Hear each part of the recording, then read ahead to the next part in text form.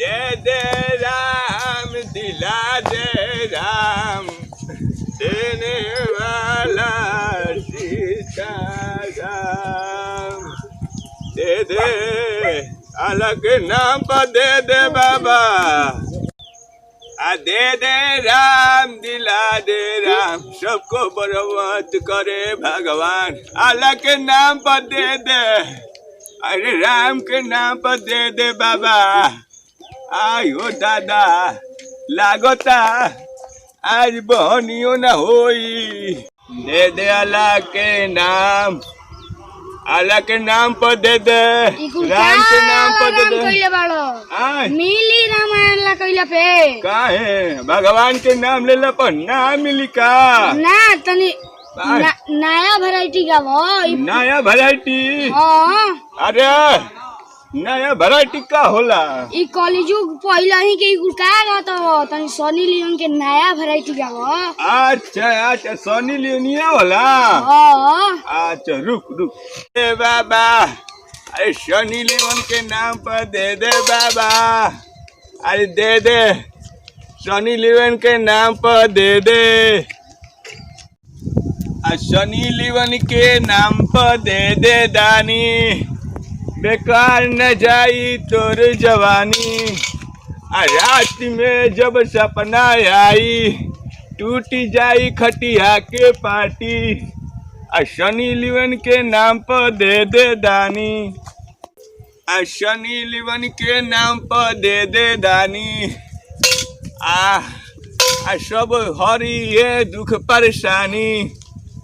सब कर हाई उहे रानी सनी लियोन के नाम पर दे दे दानी लियोन के नाम पर दे दे दाता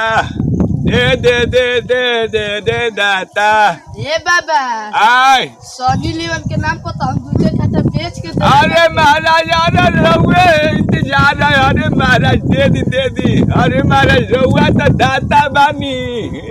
भगवान रोगे न बानी अच्छा एगो बात बताई आय साचो के अपन हर है ना हां हमार बाबा साचो के ना लेकिन तो के कुछ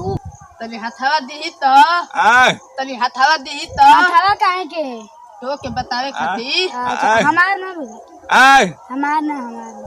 के हमारा के दी काहे के हाथ तो के बता दी अच्छा के दी आय ने आय क्या हो हई ना को हई क्या हो आय हई हां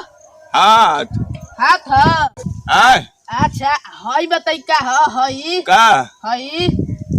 अरे बाप अरे दादा अरे धर ऐसा धंधा हम मुंह मारी ना बताओ हम कहाँ हाथ लगावे के पड़ता आए ये दादा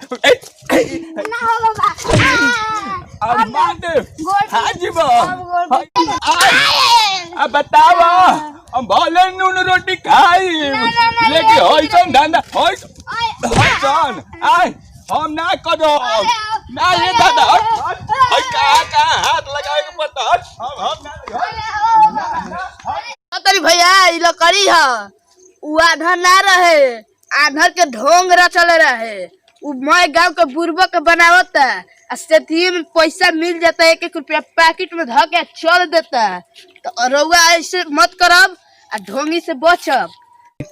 हम भैया आकाश कुमार आप सबके पैर छू के प्रणाम करते भैया हम चंदन कुमार गुप्ता आप सबके पैर छू के प्रणाम करते हमी के चैनल बाटे के फिल्म देहाती कॉमेडी हमी के चैनल के सब्सक्राइब करी और लाइक करी और कमेंट में बताई कि वीडियो कैसा लागल।